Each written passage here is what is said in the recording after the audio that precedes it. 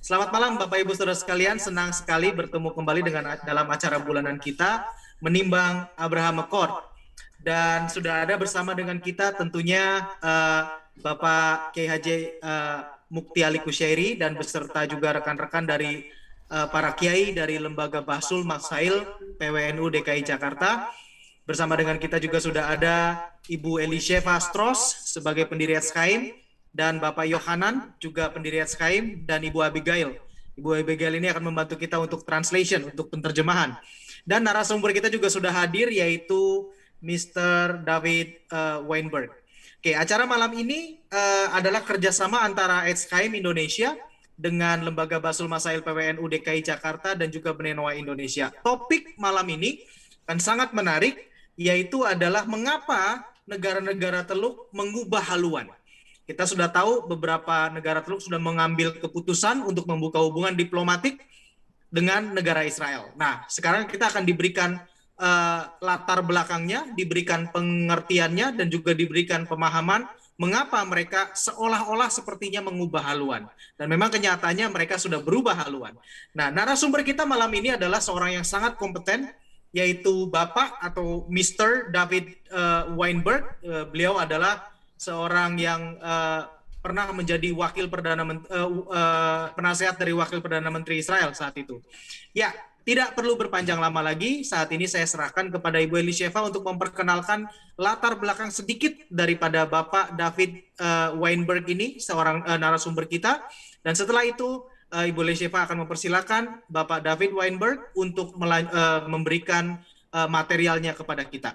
Dan sebelum itu saya ingatkan, setelah dari pemberian material dari Bapak David Weinberg, para kiai sekalian dari Lembaga Bahsul Masail akan diberikan kesempatan untuk bertanya. Dan satu orang itu akan diberikan waktu 5 menit. Jadi mohon singkat pertanyaannya sehingga nanti bisa dijelaskan dengan lengkap juga dengan baik oleh narasumber kita, yaitu Bapak David Weinberg. Silakan Ibu Elisheva. Oke. Assalamualaikum warahmatullahi wabarakatuh. Terima kasih semuanya Bapak-Bapak Kiai untuk kehadirannya, and thank you for David Weinberg for your time. I would like to introduce both parties. First, sementara saya mau perkenalkan dulu dengan narasumber kita. Narasumber kita adalah David M. Weinberg, yaitu mantan penasehat Wakil Perdana Menteri Israel Nathan Sharansky dan juru bicara dari Konferensi Herzliya untuk Keamanan Nasional Israel, Pusat Studi Strategi Begin Sadat, dan Universitas Bar Ilan. Selain itu juga beliau adalah wakil presiden dari Jerusalem Institute untuk Strategi dan Keamanan, dan beliau ini terlibat cukup banyak di dalam perwujudan hubungan normalisasi antara Israel dan Emirat Arab, Bahrain, Maroko, dan Oman. Jadi kalau mau bertanya tentang kondisinya, tentang mengapa mereka berubah haluan seperti ini, beliau adalah orang yang tepat. Ya. And now I would like to introduce the Muslim parties. It will be translated into Indonesian in the subtitles live. So the Muslim ulamas invited in this panel are several of the many leaders and scholars of the Nahdlatul Ulama, the largest Islamic organization, not only in Indonesia but also in the whole world. The members comprise of 50% of the total Muslim population in Indonesia. That's about the total of Indonesian Muslims are 260 million, so half of it is the members of Nahdlatul Ulama. They are not only leaders of Nahdlatul Ulama, but they're also the think tank of the organization. They are scholars, lecturers, and authors. Some of them are members of the Fatwa Commission of the Indonesian Ulama Council, and they are influential teachers of the executive board of the Indonesian Teachers Association of Indonesia, comprising of many high-ranking officials, including the president himself, ministers, head of the People's Consultative Assembly, head of the House of Representatives, and governors. The think tank of Nahdlatul Ulama, who are attending this discussion now, has the authority to write recommendations to the Indonesian government to change policies in their domestic and international affairs. Our monthly program contemplating Abraham Accords is to give Israel a voice in a land where there is no Israeli presence, and giving these influential Muslim leaders a chance to actually hear the truth from our side, so that recommendations regarding the Israeli-Indonesia relationship in the future can be made justly. Oke, saya serahkan kepada Leo untuk saya serahkan. Lebih baik saya serahkan langsung ke Pak David. David Weinberg will give you the floor. Thank you, Elisheva, and thank you, Leo. It's a great honor to meet you and your colleagues through this Zoom conversation. I believe that there ought to be, and there must be a brilliant future relationship between Israel and Indonesia as countries, and between Israel, the peoples of Israel and Indonesia as well. And in that context, I want to tell you about the burgeoning relationship between Israel and the countries in the Gulf. I call it falling in love. The speed with which Israel's ties to the United Arab Emirates and Bahrain have taken off, and also with Morocco and Sudan to some extent, and the genuine warmth that is experienced by every Israeli business delegation and tourist group in these countries is absolutely astounding.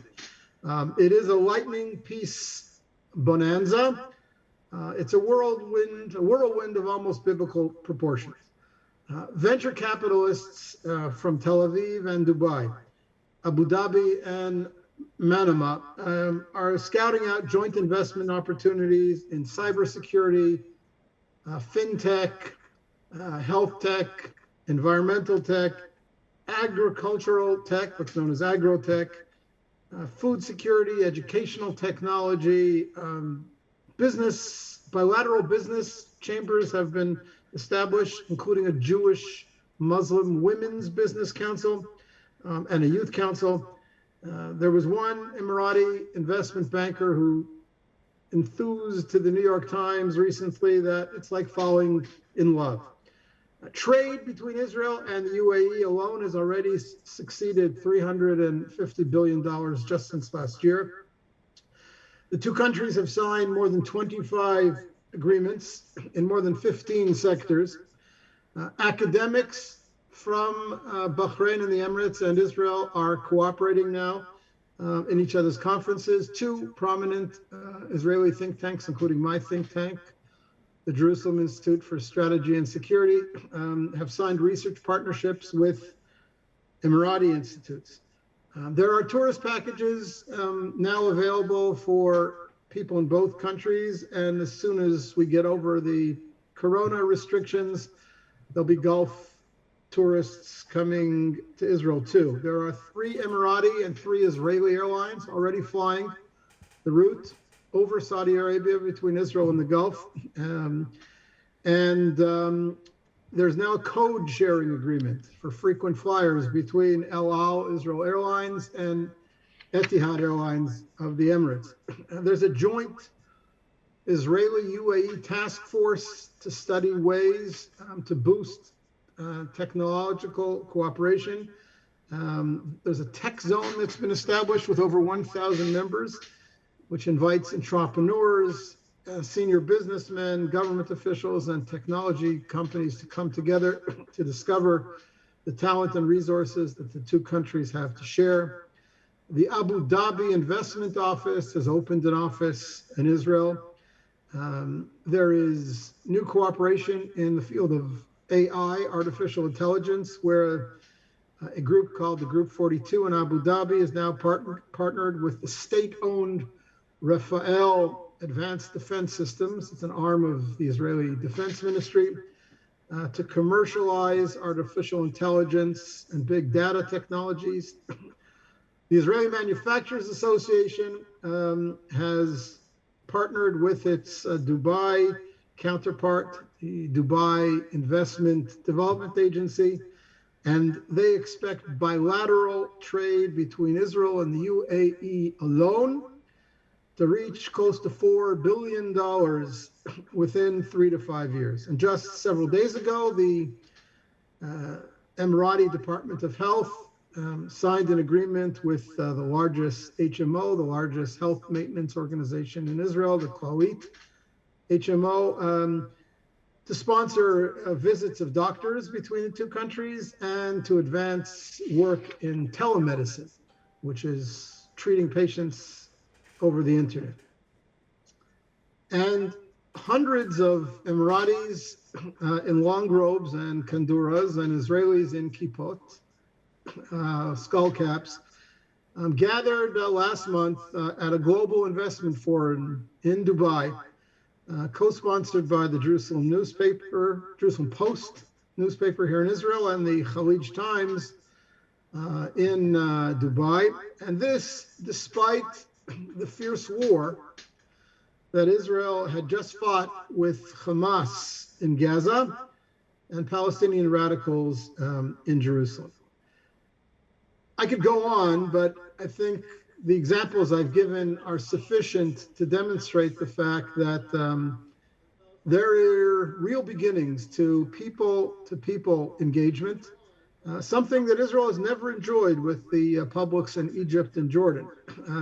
I think you can say that the sand curtain between Israel and the Arab world has fallen, much like the Iron Curtain that fell between the democratic and communist worlds 30 years ago. And I think it's important to note that the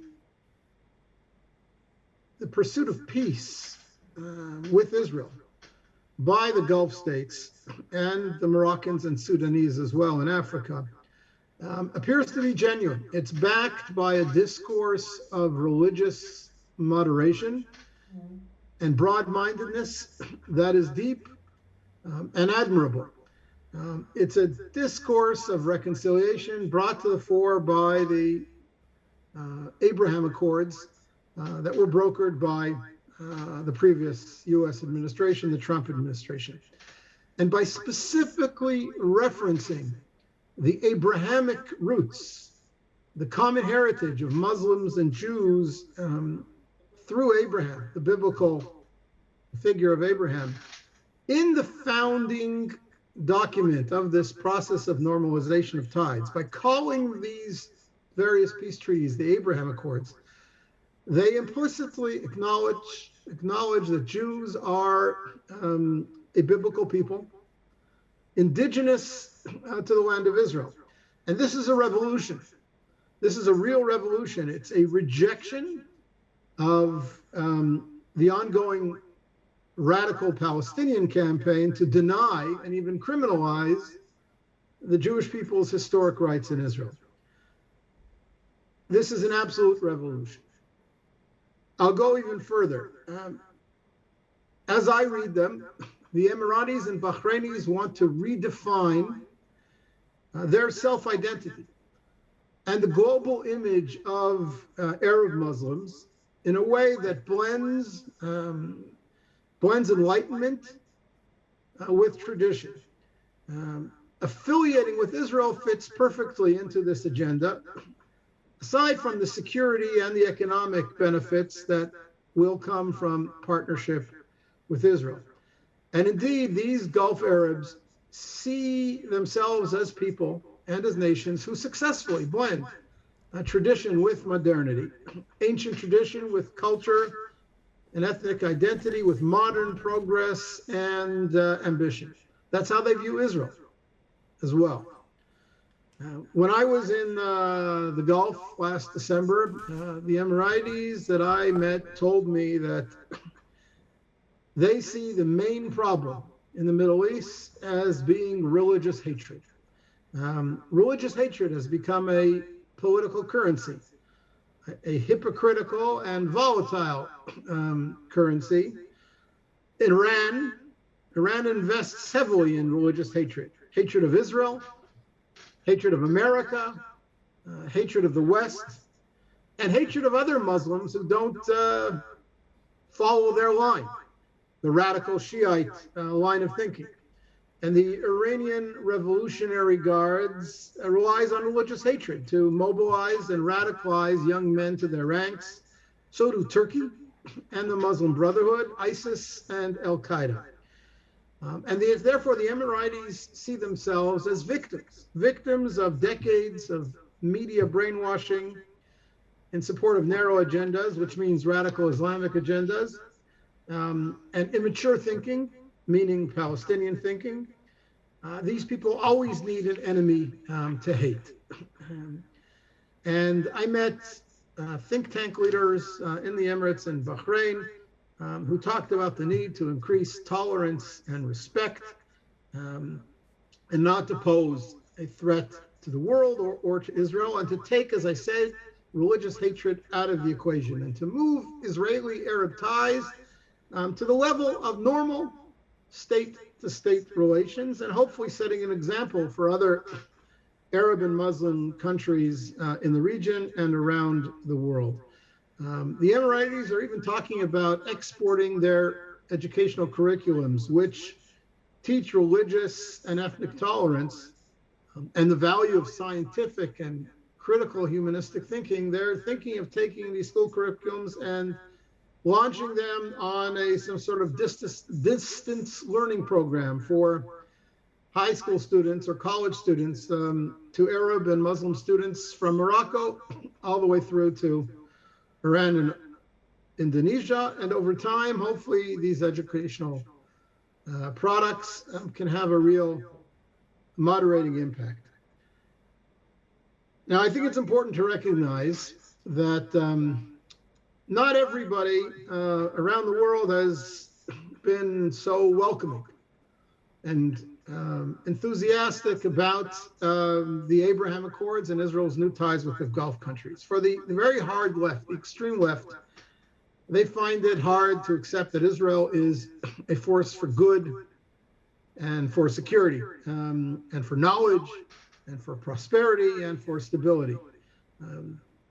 The Emiratis and the Bahrainis and the Moroccans are partnering with Israel because they do see Israel as a force for stability and sanity and knowledge and prosperity. And then you have some political actors, such as the new American administration, the Biden administration, that seeks to renew its nuclear deal with the Iranians, a deal that Israel and its Gulf partners were and remain very much opposed to. In fact, a common front against nuclear Iran and the hegemonic designs of Iran on the entire region remains a glue that underlies the relations between Israel and Gulf countries. And the Abraham Accords get in the way of the American rush to reconcile with Iran. Were the Abraham Accords to grow and expand to other countries, say Saudi Arabia or Indonesia or Kuwait or Oman, that would anger the Iranians. And as a result, it doesn't seem like the Biden administration is prioritizing enlargement or expansion of the Abraham Accords, and that is very unfortunate. And of course, the Abraham Accords somewhat sidelines the Palestinians. You certainly can't argue anymore that the Palestinian-Israeli conflict is the core conflict in the Middle East. It's simply not true. You have Sunni countries partnering with Israel, even though the Israeli-Palestinian conflict remains unsolved. And therefore, there is somewhat of a damper on the Abraham Accords introduced by the new American administration. I'll tell you that, nevertheless, I think that there is tremendous hope for expansion of the Abraham Accords, and the strategic realities are such that Israel's ties with the four countries that we've mentioned, the Emiratis, the Bahrainis, the Moroccans, and the Sudanese, will grow stronger, as will Israel's existing relationships with the Egyptians and the Jordanians, because the juggernaut of peace and the economic and security benefits for all parties involves overwhelm other concerns. And as I said, the desire for peace on the part of these countries is anchored in shared values and a desire to promote tolerism and peace, not just in economic and security, military or intelligence ties.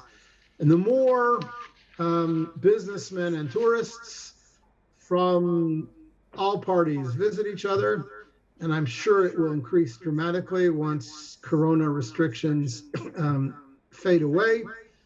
The more we have people going back and forth, the more people-to-people engagement there will be, and the more cemented in reality these accords will become. So Israel is very optimistic about these peace accords, and it looks forward to expanding them to other countries in the Arab and Muslim world. Israel certainly has what to offer in tangible economic benefits, even though the size of Israel compared to the size of Indonesia is something that can't be compared. Indonesia is so large, and yet there are so many areas of our economies that we can benefit from. It's a shame that Israelis now fly to India and to China to do business extensively and bypass Indonesia. I hope the day will come soon enough that will no longer be the case, but there will develop a mutually beneficial diplomatic, economic partnership between Israelis and Indonesians. I'll stop there and be glad to take any questions you may have for me or respond to comments that any people on this call may wish to make. So thank you again for inviting me, and I'm happy to pursue the discussion with you.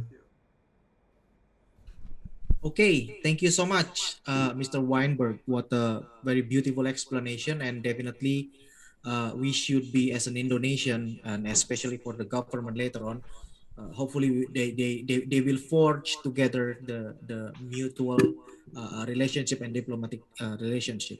Jadi Bapak Ibu Saudara sekalian, baru saja Mr. David Weinberg sudah memaparkan apa yang menjadi bahan yang perlu dipaparkan. Sangat luar biasa sekali bagaimana benefit ataupun keuntungan-keuntungan yang didapatkan baik dari sisi ekonomi, dari sisi kebudayaan, dari sisi bisnis, dari sisi security yang bisa didapat oleh negara-negara yang sekarang sudah menjalin hubungan dengan Israel, dan mereka sangat-sangat menikmatinya. Nah, sekarang tinggal bagaimana Indonesia. Mudah-mudahan kita segera bisa mematerialisasikan hubungan ini. Baik, sekarang kita buka acaranya. Topik selanjutnya yaitu adalah tanya jawab, dan saya berikan kesempatan pertama seperti biasa kepada rekan saya yang terhormat Bapak Kiai Haji Mukti Ali Kusyairi. Silakan Pak Kiai Mukti, jika ada yang ingin ditanyakan terkait dengan pemaparan materi dari Bapak Weinberg yang barusan kita dengarkan. Waktu dan tempat saya persilakan Pak Kiai, 5 menit. Ya, terima kasih.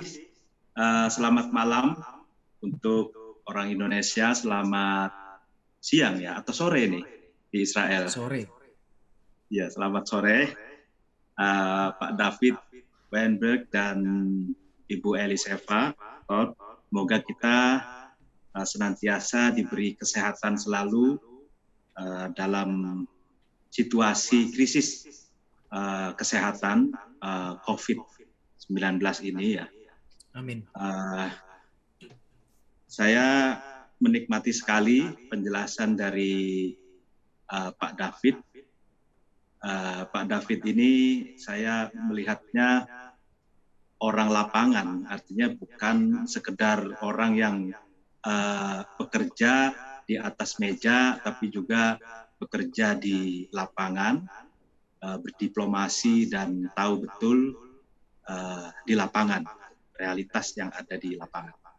Nah, saya dalam hal ini ingin bertanya, tadi yang dijelaskan oleh Pak David itu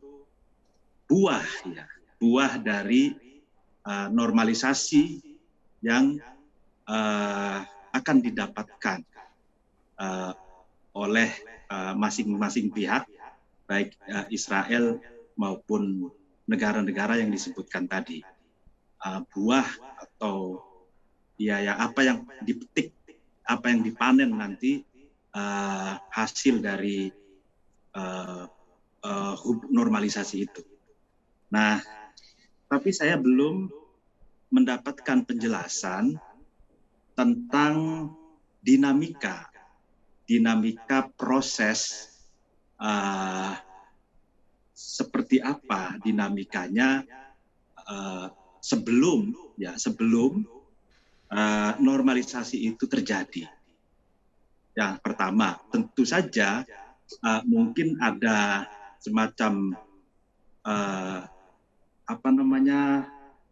ada ketegangan kah, ada mencari chemistry, mencari titik temu, mencari pola, lalu kemudian mungkin juga misalkan ada perasaan dari 4 negara itu, ada perasaan kalau di lagu Indonesia itu ada benci tapi rindu, gitu. Lalu kemudian ternyata setelah dari benci tapi rindu, lalu kemudian menjadi jatuh cinta tadi itu ya. Nah, itu benci tapi rindu itu maksudnya gini, mungkin kebencian itu sebenarnya Pak David adalah perasaan cinta yang tak tersampaikan, betul nggak? Nah ini mengapa mereka lalu kemudian menghilangkan kebencian itu menjadi jatuh cinta? Nah, kenapa mereka benci? Lalu tadi sudah saya catat ada moderasi keagamaan, ya kan, ada lalu kemudian keuntungan-keuntungan yang akan dapat. Nah, itu pertanyaan pertama. Yang kedua, saya ingin bertanya lebih agak sedikit tajam lagi bahwa di kawasan Timur Tengah itu seperti kita ketahui bersama penuh dengan konflik. Di sana ada ISIS yang sudah dijelaskan di Suriah sama di Irak ya. Lalu kemudian konflik antar anak bangsa di sana, oposisi dengan pemerintah, lalu kemudian Libya juga seperti itu. Lalu pokoknya terjadi apa yang dikatakan Samuel Huntington itu clash of civilization itu di situ, di Middle East ya, di Timur Tengah itu. Nah, saya ingin bertanya apakah ada gitu ya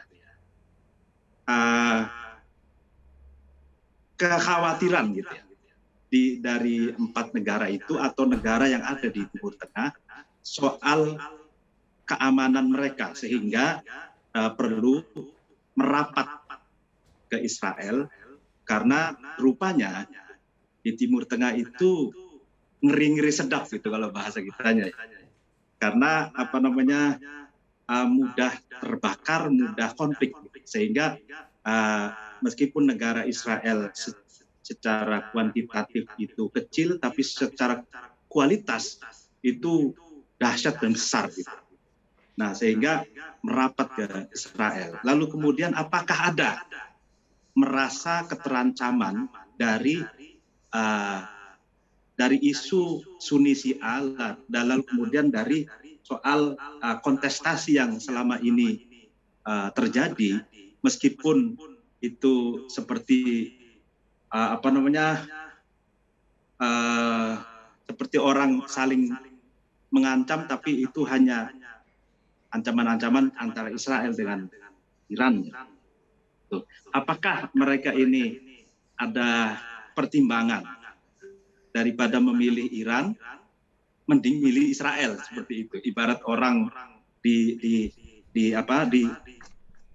misalkan laki-laki itu ditawarkan jodoh dua perempuan gitu, milih Israel apa milih Iran? Ternyata setelah dipertimbangkan Israel lebih cantik, Israel lebih berkualitas dan lain-lain. Kira-kira apakah ada perasaan seperti itu? Atau nah ini yang terakhir pertanyaan saya, sebenarnya siapa di balik gerakan-gerakan ISIS lalu kemudian kalangan-kalangan radikalisme yang ada di Timur Tengah itu? Sebenarnya desain siapa itu?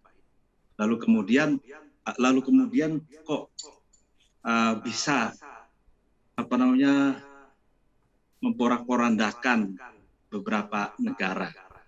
Lalu kemudian sebenarnya pertanyaan lagi, apa konsep Israel dalam menyuguhkan rekonstruksi psikologi, rekonstruksi bangunan yang atau peradaban yang sekarang ini sepertinya hancur ya di Timur Tengah itu ya. Sebagai tetangga tentu saja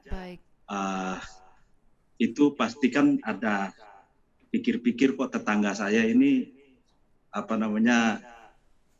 berantakan gitu, broken home gitu ya misalkan. Baik Pak, kalau kebanyakan pertanyaannya nanti dia pusing. Banyak sekali. Kita fokuskan. Itu aja pertanyaannya. Ya, kita fokuskan dulu kepada yang Abraham Accords ini. Please go ahead, David. Do you want anybody to you got the questions? You want us to repeat it or? Yeah, I think the gentleman's questions were clear in the rough translation that I'm reading on screen, so I'll be glad to respond. I have 4 points I'd like to make in response to the 2 or 3 questions that you posed. First of all, I think there is indeed a grand strategic restructuring of the Middle East and the Arab world underway. And Israel's argument is that the basic fault line in the region is no longer the Arab-Israeli conflict or Arabs in conflict with Israel, but rather it's the moderate Arabs in the region, primarily Sunni Arab countries, partnering with Israel against the radical forces in the region, which are largely Shiite, meaning Iranian-led forces, but also Sunni forces such as ISIS and Al-Qaeda. And when you look at the Middle East with this new prism in mind, where the moderates are partnering with Israel, or Israel as a moderate country seeking stability and peace is partnering with Arab countries to together form a common front against Islamic radicalism. That is a whole new way of looking at the region, and it's very important that both leaders in the region and Western European and North American leaders come to understand how the region has changed in this way as well. Now, you're right that there was a long process here. It wasn't that the Trump administration swept into office and within 5 minutes managed to arrange peace accords between Israel and Abu Dhabi, Manama, and Fez. Israel has had under the table covert ties with these countries for perhaps 2 or even 3 decades. They weren't public. They weren't official, and yet Israel's had a representative office in Dubai for 2 decades, and slowly businessmen and academics and security and intelligence officials got to know each other very quietly, as we say, under the table as opposed to over the table or on the table. And the two sides, or the many sides, built up relationships of partnership, particularly business partnership, and trust on the security and intelligence. So yes, it does take time until the sides understand each other and feel comfortable with one another to go public. So that's my second point. I also want to relate to the Palestinians and Iran. I think it's worth noting in our conversation that the Abraham Accords passed their first real stress test during the recent Israeli-Hamas conflict and the Israeli-Palestinian conflict in Gaza and Jerusalem. Gulf and Moroccan leaders issued some harsh condemnations of Israel for its tough police response to Arab riots on the Temple Mount, on Haram al-Sharif. But no Abraham Accords country did more than protest. None withdrew their ambassadors from Israel. None slowed the pace of their economic ties. Neither the UAE, Bahrain, Morocco, or Sudan really criticized Israel for striking hard at Hamas in Gaza. In fact, they probably quietly cheered Israel on because Hamas is an enemy of peace with Israel, and Hamas is an enemy of Arab peace with Israel. The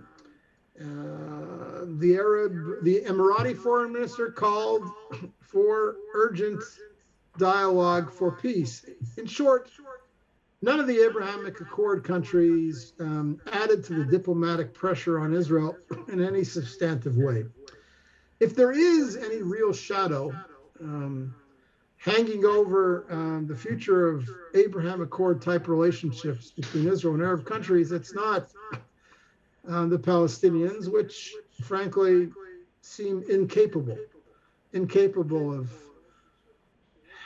creating a stable country of their own, or even coming together within their own ranks, never mind making peace with Israel. The real shadow over the future of Abraham Accord type relationships comes not from the Palestinians, but from Iran.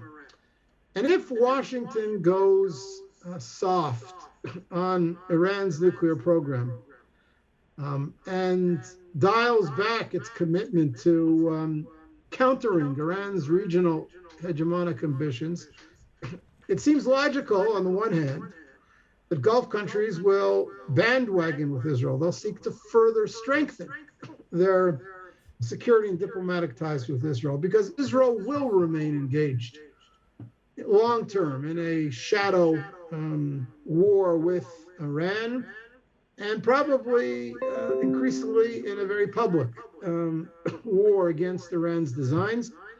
And Israel will help protect its Gulf allies from Iranian attack as well. On the other hand, you have to be worried about an opposite dynamic. If the US takes itself out of the front line against Iran, it's possible that some Gulf countries will reluctantly make the decision to bandwagon with Iran, or at the very least to hedge their bets by minimizing their open ties with Israel and their full alignment with the US. And Israel worries about that. We've seen in recent months direct talks between the Saudis and the Emiratis and Iran for the first time in several decades. So obviously the Saudis and the Emiratis are worried about where Washington is going. on countering Iran. I can tell you that from Israel's perspective, Israeli leadership, including the new Israeli government, is fully committed to developing its relationship with Arab countries in the Gulf, to continuing its staunch opposition to Iran's hegemonic designs on the region, and to protecting its allies from Iranian terrorism as well. All these factors, of course, come into consideration.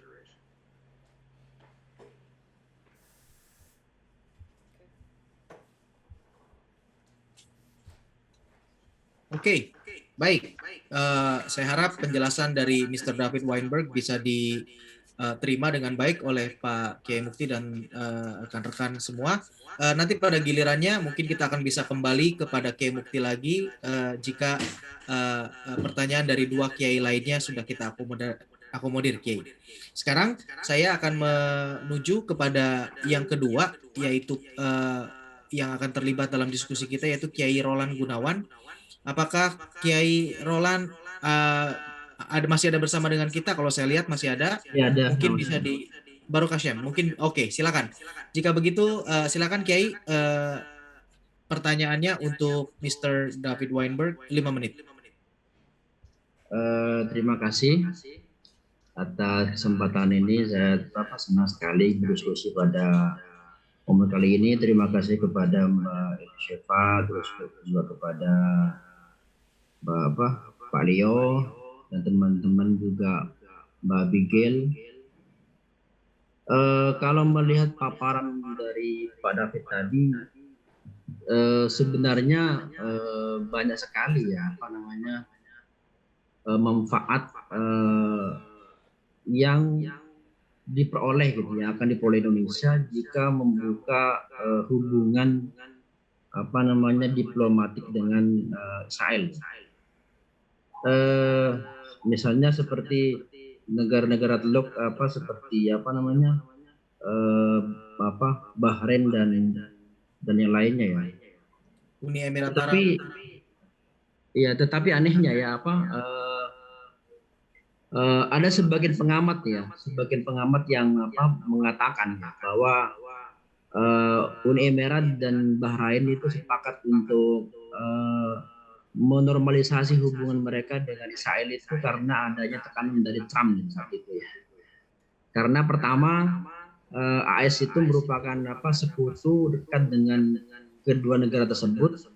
Juga yang kedua mereka juga harus memikirkan cara agar tetap memiliki pengaruh di kawasan teluk itu seiring dengan menguatnya ekspansi Iran dan Turki. Saya ingin tanya apakah benar begitu, apakah memang ada tekanan dari Trump gitu kepada dua negara tersebut. Itu yang pertama. Persoalan lainnya saya pikir Indonesia sebenarnya bukan tidak mau berhubungan secara diplomatis dengan Israel ya. Sejak zaman Presiden Gus Dur kita lihat Indonesia sudah mulai membuka peluang itu. Penolakannya sangat besar sekali dari masyarakat Indonesia yang mayoritasnya itu adalah Muslim. Menurut mereka itu membuka hubungan diplomatik dengan Israel itu sama artinya dengan mengesampingkan solidaritas terhadap Palestina sebagai sama-sama negara Muslim. Tapi sebetulnya kalau saya lihat itu Indonesia juga harus memiliki prioritas gitu. Karena Indonesia itu tidak bukan negara agama ya, meskipun mayoritasnya Muslim tapi juga bukan negara agama, sehingga prioritas ekonomi kesejahteraan rakyatnya juga harus diperhatikan, sehingga kemungkinan untuk berhubungan dengan Israel itu seperti tadi disebutkan dengan manfaat untungannya yang sedemikian banyak dari sisi teknologi, ekonomi, dan sosial dan segala macamnya itu saya pikir Indonesia harus berpikir bahwa membuka hubungan itu sangat baik meskipun tentu saja upaya-upaya untuk menjaga hubungan baik antara Israel dengan Palestina tetap dilakukan, tetapi juga tidak boleh mengesampingkan bahwa Indonesia itu punya kepentingan besar, bahwa kita itu akan memperoleh banyak manfaat juga dengan hubungan dengan Israel. Yang ingin saya tanyakan adalah apakah negara-negara Teluk kayak Uni Emirat juga atau juga Bahrain itu mempunyai perasaan yang sama dengan dengan yang dialami Indonesia? Apakah rakyat di sana juga melakukan penolakan juga gitu loh? Kalau Indonesia kan jelas sekali kan dengan adanya dengan semakin maraknya konservatisme, radikalisme itu penolakannya semakin deras. Apakah di Uni Emirat juga ataupun juga di Bahrain itu juga sama seperti juga gitu? Terima kasih. Baik, terima kasih Pak Roland. Mr. Weinberg, David, I hope you got the question from the second cleric, our ulama, and over to you then. So the short answer to your question is that yes, the Emiratis, Bahrainis, Moroccans, and Sudanese have been criticized by the Palestinians and other radical forces in the region, primarily Iran's allies like Syria and Hezbollah in Lebanon. They've been criticized for making peace with Israel. Israel has been very careful to emphasize throughout that it seeks peace with the Palestinians as well. And perhaps its new Arab partners in peace can serve as somewhat of a bridge between Israel and the Palestinians. Certainly, Israel hopes so. Unfortunately, the Palestinians have not been open to that at all. They view the Bahrainis and the Emiratis as traitors to the Palestinian cause.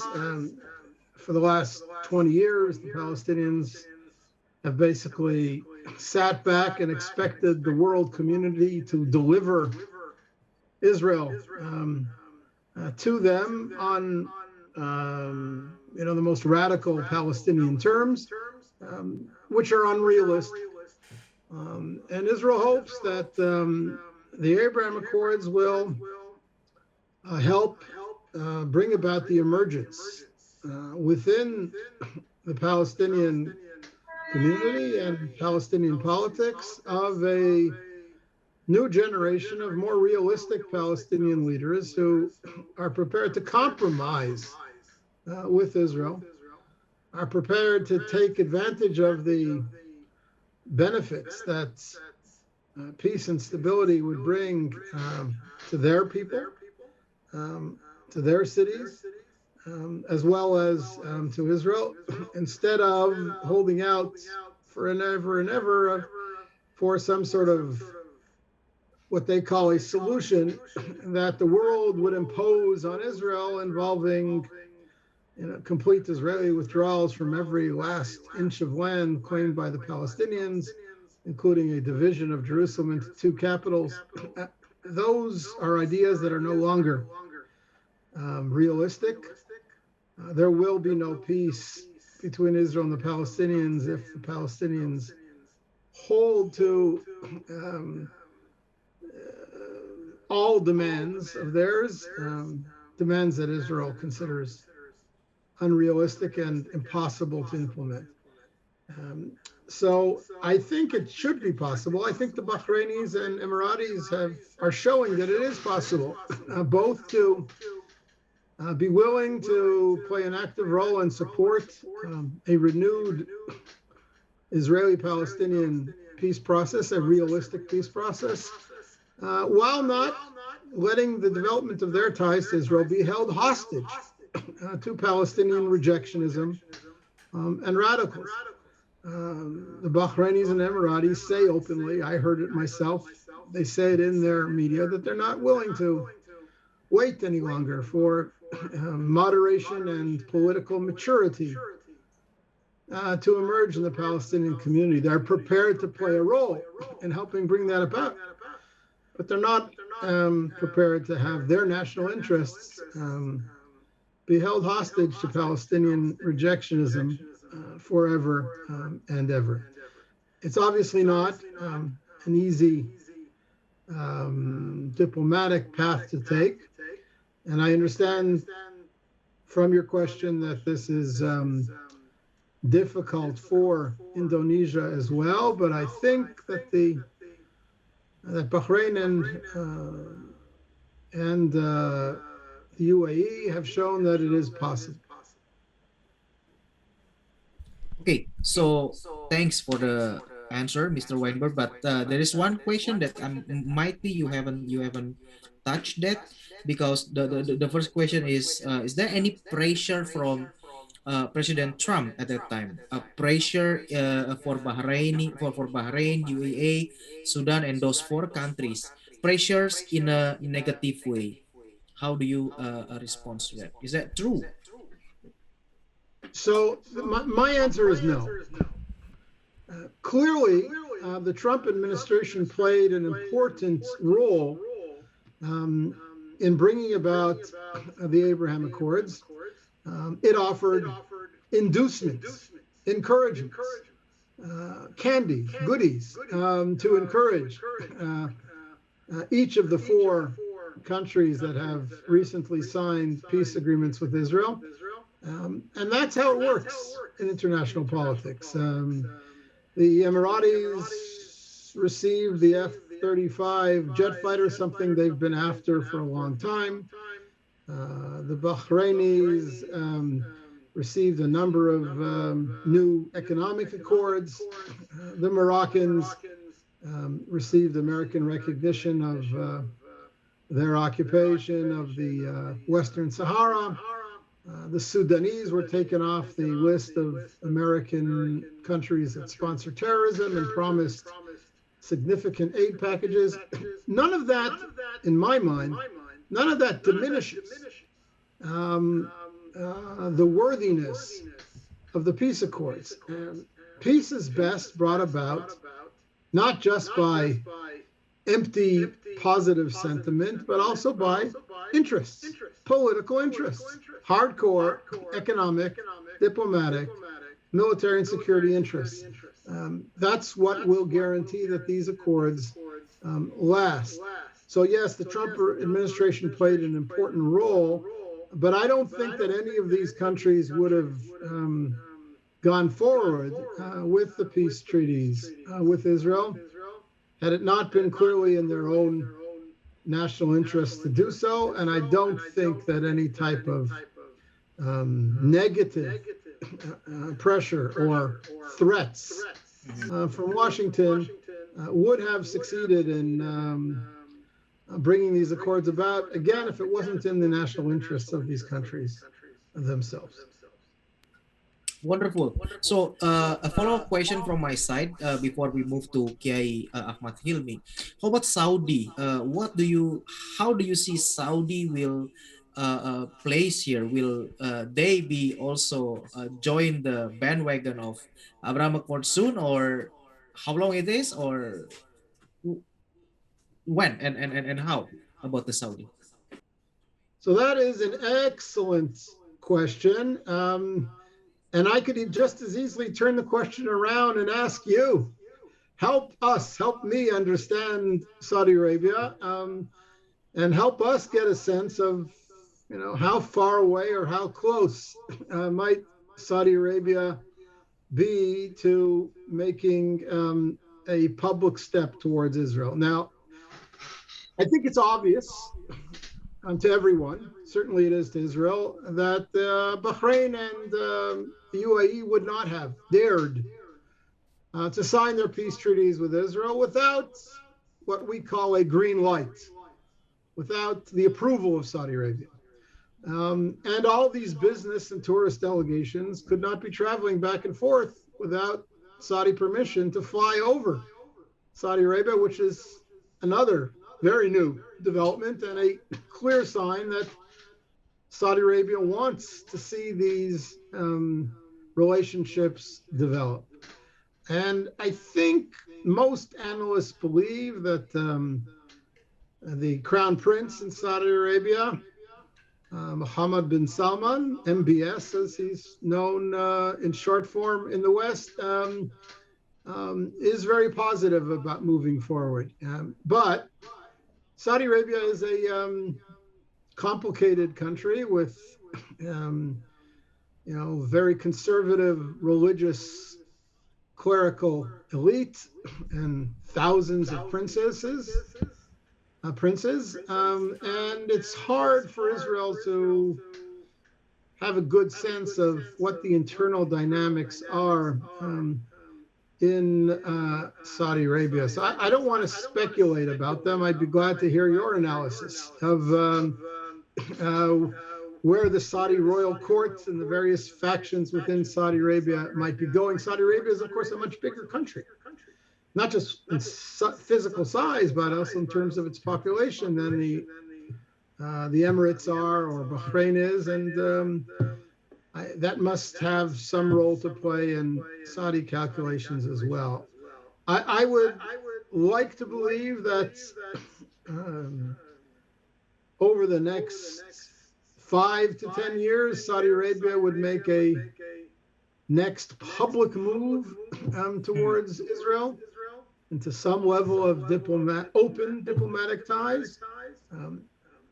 I'm told that behind the scenes, under the table, there's a close working relationship between Israel and the Saudis today, particularly on issues of security and intelligence and countering Iran.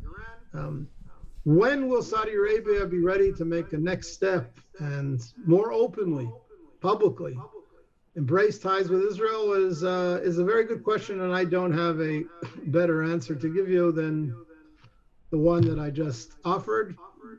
I'd be glad to hear analysis from experts in Indonesia on this issue. Oke, wonderful, thank you. Jadi Bapak-Bapak sekalian, tadi jawabannya dari pertanyaan saya, bagaimana dengan Saudi? Ini Pak Weinberg juga tidak bisa memberikan jawaban karena justru mungkin beliau juga meminta bantuan dari kita. Jika memang kita ada yang ahli tentang Saudi Arabia, mungkin bisa memberi masukan kepada beliau bagaimana untuk mendekati dan segala macam. Jadi nanti mungkin para kiai bisa, jika memang ada, silakan disampaikan di forum ini atau nanti pada saat yang akan datang. Oke, tanpa berpanjang-panjang, saya berikan kesempatan berikutnya kepada Kiai Ahmad Hilmi. Silakan Pak Kiai untuk menyampaikan pertanyaannya. 5 menit Pak Kiai. Ya, terima kasih Pak Leo, Ibu Eliseva, terima kasih juga Pak David yang saya hormati, dan para Kiai, Pak Kiai Ali dan Pak Kiai Roland yang luar biasa. Saya ingin berkomentar soal Saudi juga sebenarnya. Negara ini ya sebagai sebuah wilayah yang penduduk mayoritas muslim itu telah lama mentransfer, problemnya adalah mentransfer pandangan-pandangan keagamaan yang radikal. Contoh misalnya paham Wahabinya itu mengakar luar biasa di Indonesia. Ini Indonesia dihadapkan saat ini dengan masalah Wahabisme yang kemudian memperkuat ruang eksklusif ya, yang tadinya Indonesia memiliki ruang inklusif dari segi pandangan agama. Nah, dalam 20-30 tahun terakhir justru transfer paham radikalisme dari Saudi ini juga menjadi masalah di Indonesia, yang pada akhirnya banyak sekali kelompok-kelompok eksklusif di Indonesia. Mungkin saya ingin memberikan masukan atau ya sedikit masukan untuk teman-teman kita di bapak-bapak pembuat kebijakan di Israel, mungkin bisa memperkuat moderasi Islam di Saudi yang sudah dibuka oleh Sultan MBS ya, Muhammad bin Salman. Artinya Muhammad bin Salman saat ini sudah berkontribusi untuk menyetop bagaimana peran Wahabisme ini bisa berkembang liar di dunia Saudi sendiri, dengan cara modernisasi Saudi dalam program Saudi 2030. Jadi saya kira penguatan moderasi Islam ini juga harus masuk secara secara baik di level grassroots melalui lembaga pendidikan, organisasi keagamaan yang ada di Saudi. Karena Indonesia juga nanti akan mau tidak mau masyarakat yang tadinya bersetuju dengan Wahabisme atau Salafi ini, ketika di sana banyak para ulama yang sudah moderat, maka akan mengubah cara pandang masyarakat yang tadinya, sebagian masyarakat yang tadinya pro terhadap Salafisme dan Wahabisme menjadi masyarakat yang moderasi. Kenapa moderasi ini sangat penting? Karena dengan paham moderat itu akan dengan mudah memperkuat ruang sosial kita yang inklusif dengan berbagai macam dengan keberagaman yang tinggi, yang dengan keberagaman di mana tidak menolak satupun tidak menolak satupun interaksi dengan siapapun. Artinya terbuka dengan siapa saja, berkomunikasi dengan siapa saja. Sekalipun itu harus berkomunikasi dengan teman-teman kita di Israel. Karena kalau di Indonesia juga sebelumnya pernah berkonflik antara Islam dan Kristen misalnya. Tetapi karena ada banyak ruang moderasi yang kuat di Indonesia saat itu, kemudian itu bisa diselesaikan. Nah, saya harap juga ini bagian paling penting ya, bagaimana mendekonstruksi Wahabisme atau Salafisme di Arab Saudi. Karena setiap tahun melalui haji, umroh itu transfer pengetahuan Salafisme itu dilakukan. Ini mengerikan karena dengan semakin kuat Salafisme, kemudian narasi memperkuat narasi radikalisme juga. Kita melihat Mesir misalnya, kita bisa contoh Mesir. Meskipun di sana Mesir punya ruang moderasi yang kuat di Universitas Al-Azhar, dan juga di mana kebijakan politik yang terlihat tegas ya menolak radikalisme. Tetapi di Saudi tidak. Saudi itu tidak punya lembaga moderasi. Ya mungkin kita bisa memperkuat Saudi sendiri ya untuk ruang moderasi keagamaan melalui pendidikan. Setidaknya seandainya Israel juga belum menjalin hubungan diplomatik dengan Saudi, tapi Saudi saya kira itu mitra terkuat Amerika Serikat di dunia kanan. Dan ini juga ke depan, kalau Saudinya sudah moderat, ini radikalisme di Indonesia juga akan punah. Itu strategis sekali karena Saudi ini berhubungan langsung dengan masyarakatnya ya, berhubungan langsung dengan masyarakat Indonesia setiap bulan umrohnya bahkan 4 kali setiap bulan kan, belum haji tiap tahun. Ini transfer kegiatan ritual ini kalau dibarengi dengan atau disisupi dengan transfer radikalisme itu bahaya sekali. Itu mungkin bisa saya usul pada Pak David, nanti Pak David bisa menyampaikan kepada ini untuk memperkuat ruang moderasi bagaimana juga gitu ke depan. Saya Pak Kemukti dan Pak Kerolan itu sudah berjuang lebih dari 10 tahun untuk memperkuat moderasi di Indonesia dengan karya-karya kita dengan karya-karya kita, memperkuat jaringan kita. Itu saya kira sudah kelihatan hasilnya. Meskipun penerimaan mereka terhadap Israel itu masih banyak karena masih banyak juga hasil dari buah dari hubungan mereka dengan Saudi, di mana banyak juga yang menolak Israel.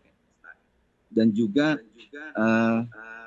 dengan negara-negara yang sudah membuka hubungan diplomatik, saya kira itu jalan bagus ya, tidak hanya Israel dan negara-negara tersebut memperkuat ekonomi, keamanan dan teknologi, tapi juga harus diperkuat ruang sosialnya juga. Gitu menurut saya. Saya kira di Indonesia banyak sekali lembaga donor yang dari Australia, Amerika yang sudah lama bekerja di memperkuat ruang inklusif ini di Indonesia. Jadi saya kira itu bisa dicontoh juga ya, Israel bisa memperkuat ruang inklusif di Saudi dan negara-negara lain. Jadi tidak hanya di tataran formal, tapi juga di tataran kultural masyarakat. Saya kira itu ya. Nah itu sih yang saya mohon maaf. Pak Kiai Ahmad punya pertanyaan untuk tadi kan sudah memberikan paparan dan saran terkait dengan Saudi. Sekarang apakah Pak Kiai punya pertanyaan untuk Pak David Weinberg, Mr. Weinberg? Kira-kira punya landscape tidak ke depan atau strategi ke depan untuk memperkuat pendidikan di Saudi dengan memperkuat ruang moderasi, itu saja sih pertanyaan saya.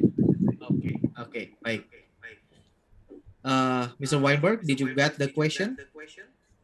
I understood the gentleman's discussion of radicalism and moderate forces within Indonesia. I'm not sure I got the question, so perhaps you can repeat it. Okay. Well, he is actually providing some suggestion that there is a radicalism in Saudi, which I believe you get it, and even that radicalism is quite quote unquote is imported here through the Hajj pilgrimage, something like that, to Indonesia. So I think one of the idea is to try to minimize, to de-radicalize that element in Saudi Arabia. So the follow-up question from Kiai Ahmad Hilmi is Israel with the under table relationship with Saudi Arabia? Do you have any plan to maybe to de-radicalize that part of Saudi Arabia, or how is it look like? So let me be honest with you. Moderation or radicalization of the Arab and Islamic worlds is a matter for Arabs and Muslims to sort out within themselves.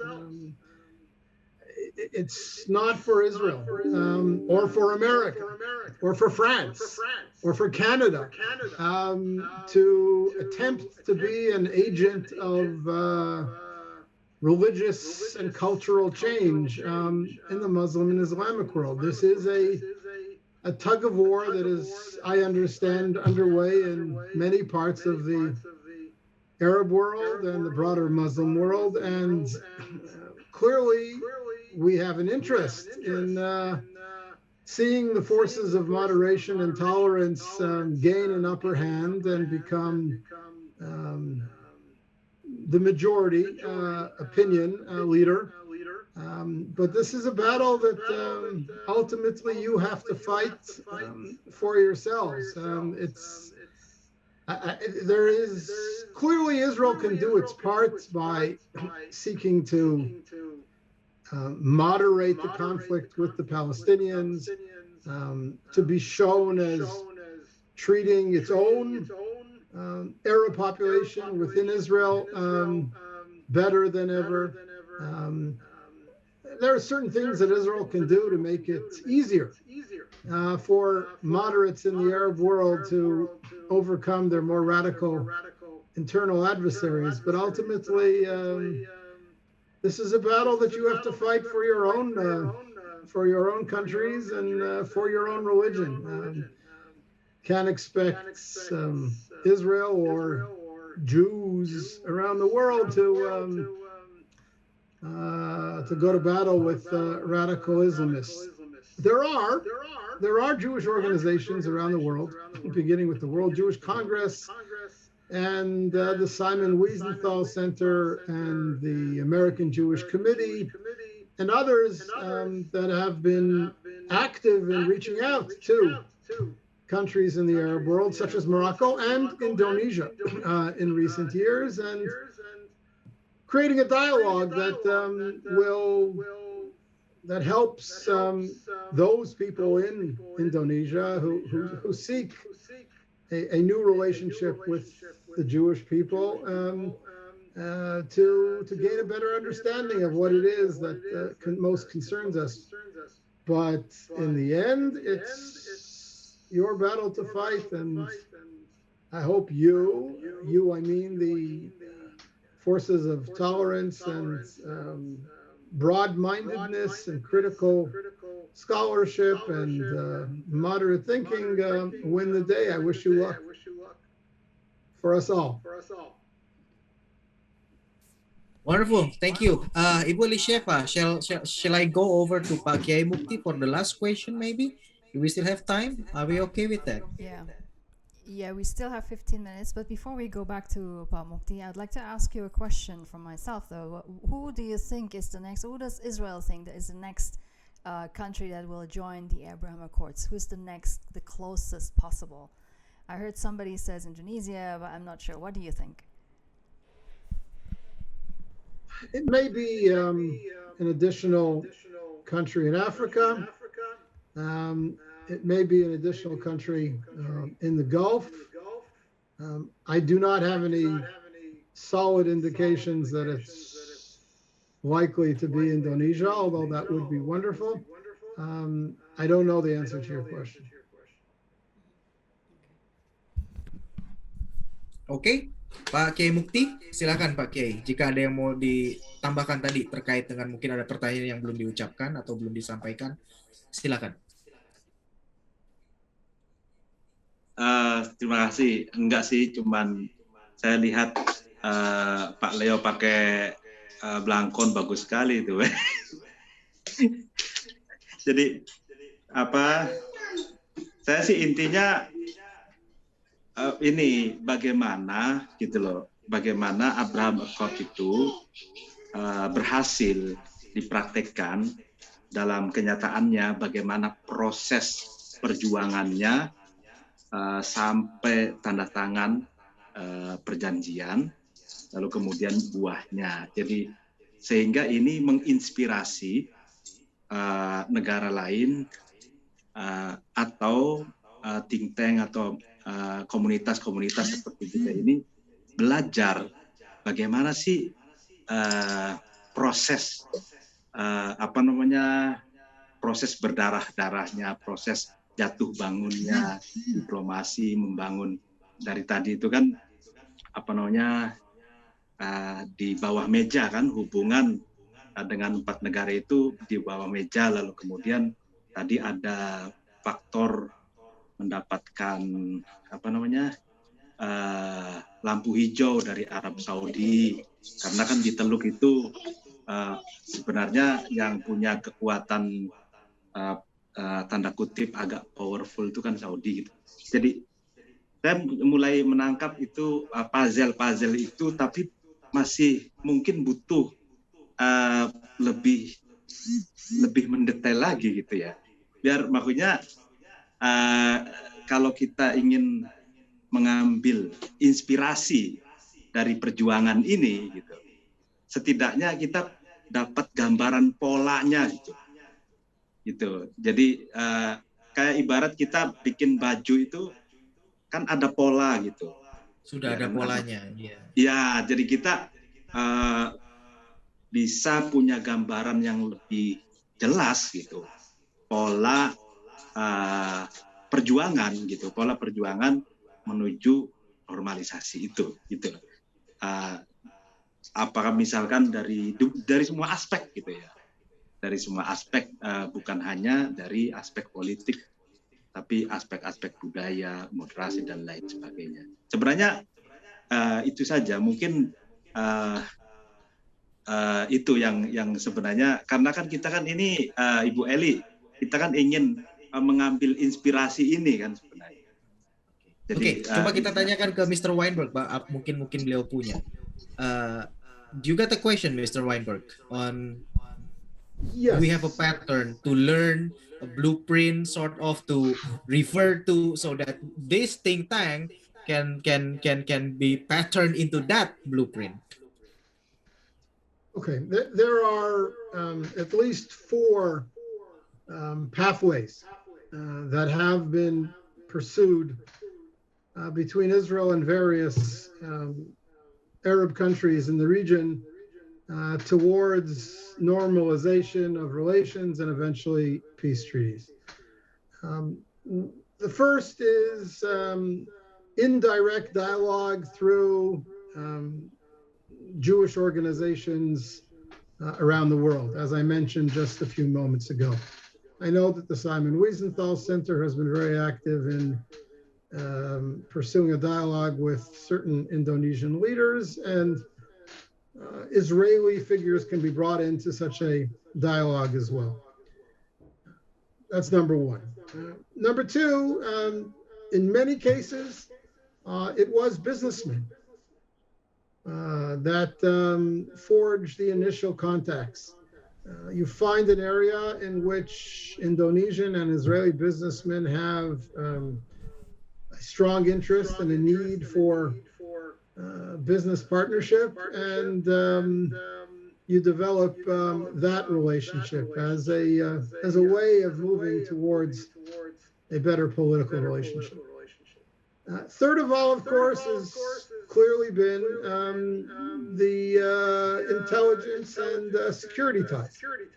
We talked about Iran as being a threat around which Israel and many countries in the region have come together because we have a common interest in countering Iran's hegemonic designs, and that is something that can be done quietly and in partnership that will build trust between the sides over time. There also are international forums where Indonesia and Israel could come together without it being a full-fledged open diplomatic relationship. Believe it or not, places like the United Nations and some of its professional agencies, there's no reason why Indonesia should automatically vote against Israel in every UN forum, whether it be at the World Health Organization or UNESCO or the UN Council on Human Rights or many other of the professional agencies of the UN, where Israel is sought to advance good proposals. And Indonesia could take a more professional case-by-case approach to initiatives that Israel proposes.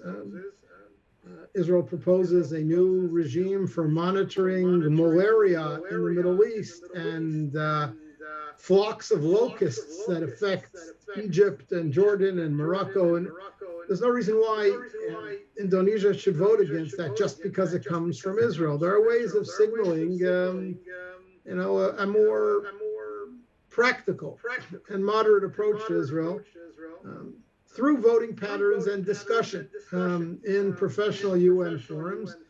Again, long before that becomes an open diplomatic partnership. These are all different paths that can be combined to creating a relationship of dialogue and increased trust and indirect cooperation, which down the road can make it easier to move towards a more formal, open relationship.